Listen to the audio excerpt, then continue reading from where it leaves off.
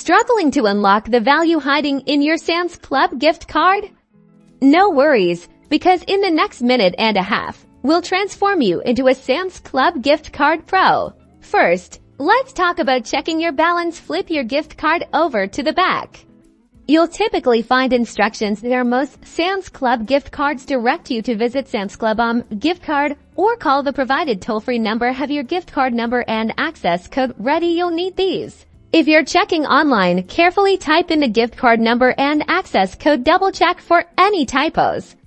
Once entered, the website will display your current balance. Ready to shop in store, simply present your physical gift card to the cashier at checkout. They'll scan it and deduct the amount from your total. For online purchases, proceed to the checkout page. After adding items to your cart, look for the payment options and select the gift card option. Enter your gift card number and access code in the designated fields. Before you get too excited, remember to check the fine print.